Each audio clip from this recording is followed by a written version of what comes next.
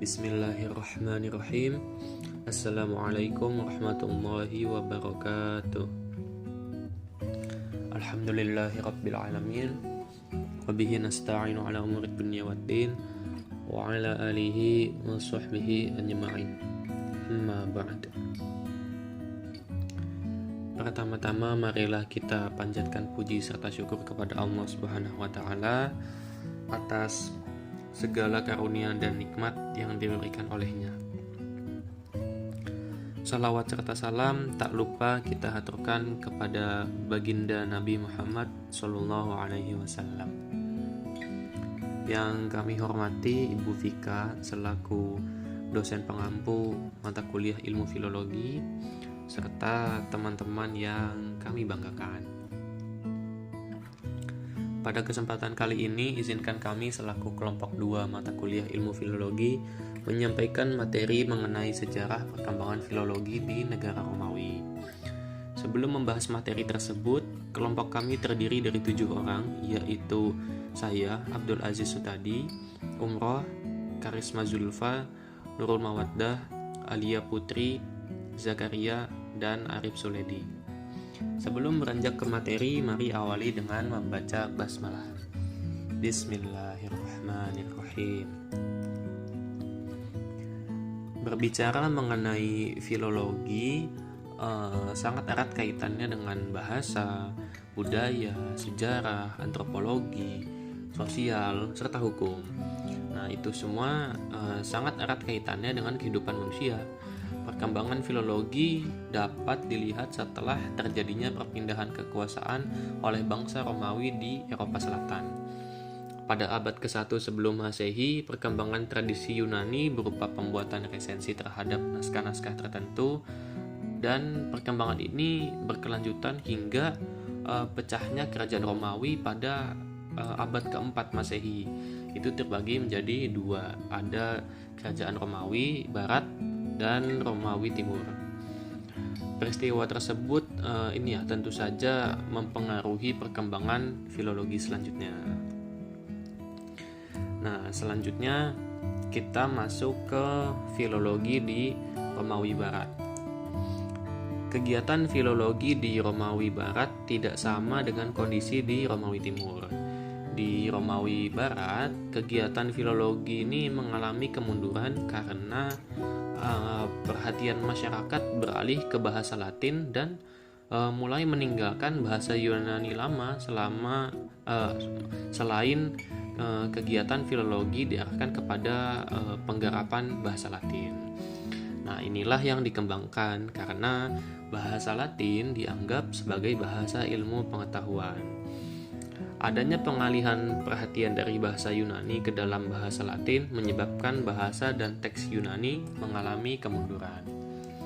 Adapun kegiatan filologi di Romawi Barat diarahkan kepada penggarapan naskah-naskah dalam bahasa Latin yang sejak abad ketiga sebelum Masehi telah digarap secara filologis. Naskah-naskah Latin itu berupa puisi dan prosa, antara lain tulisannya Cicero dan Varro. Nah, kegiatan ini mungkin mengikuti kegiatan filologi Yunani pada abad ketiga sebelum Masehi di Iskandariah. Isi naskah-naskah itu banyak mewarnai dunia pendidikan di Eropa pada abad-abad selanjutnya. Sejak abad keempat, teks mulai ditulis dalam bentuk buku yang disebut kodeks dan menggunakan bahan kulit binatang, terutama domba. Dikenal dengan perkamen. Dalam bentuk kodeks, naskah dapat memakai halaman sehingga menjadi lebih mudah dibaca, dan bahan perkamen itu lebih tahan lama daripada bahan papirus. Jadi secara umum ada 3 gambaran ya terkait filologi di Romawi Barat, yaitu beralihnya bahasa Latin dan mulai menggunakan bahasa Yunani lama, kemudian bahasa Latin dianggap sebagai bahasa pengetahuan, dan teks-teks itu mulai ditulis dalam bentuk buku dan juga menggunakan kulit binatang atau perkamen. Nah, setelah filologi di Romawi Barat, kita beralih ke filologi di Romawi Timur. Pada waktu telaah teks Yunani nampak mundur di Romawi Barat, maka di Romawi Timur mulai muncul pusat-pusat studi teks Yunani, misalnya Antioch, Athena, Iskandaria, kemudian Beirut, ada juga Konstantinopel, yang masing-masing merupakan pusat studi dalam bidang tertentu.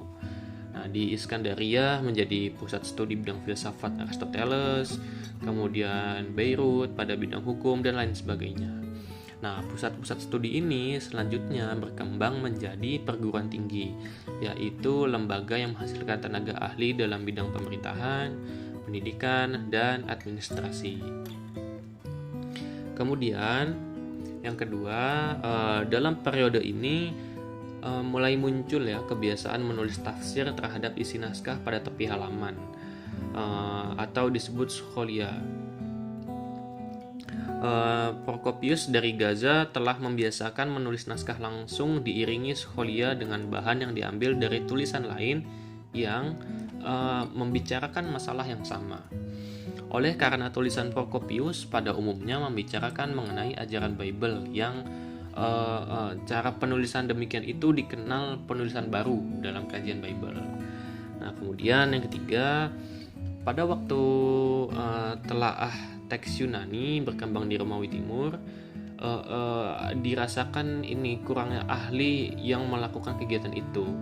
Nah, untuk mendapatkan tenaga-tenaga filologi, naskah yang dipandang penting diajarkan di perguruan tinggi, sehingga muncullah mimbar-mimbar kuliah filologi di berbagai perguruan tinggi.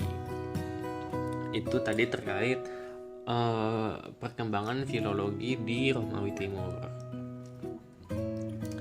Nah, itu tadi adalah sejarah filologi di negara Romawi. Lalu seperti apa contoh-contoh teks atau naskah di zaman Romawi? Nah, yang pertama ini adalah persembahan dalam bahasa Yunani di atas sebuah altar untuk Asklepius, sang penyelamat dari konsul Romawi Lucius Minucius Natalis tahun 133 sampai 134 Masehi. Asklepius itu siapa sih? Nah, Asklepius itu adalah dewa pengobatan dan penyembuhan dalam mitologi Yunani.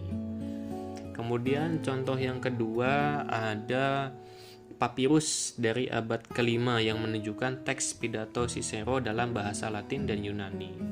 Cicero itu adalah seorang filsuf dan negarawan Yunani kuno yang dianggap sebagai ahli pidato. Nah, itu tadi adalah beberapa poin-poin atau materi terkait perkembangan filologi di negara Romawi. Kurang lebih itu yang bisa kami sampaikan. Kurang dan lebihnya mohon maaf. Jika ada pertanyaan, teman-teman bisa langsung chat di grup MK, atau barangkali ada yang ingin menambahkan, disilahkan. Sekian dari kami. Wallahumma muwaffiq ila aqwamit thoriq.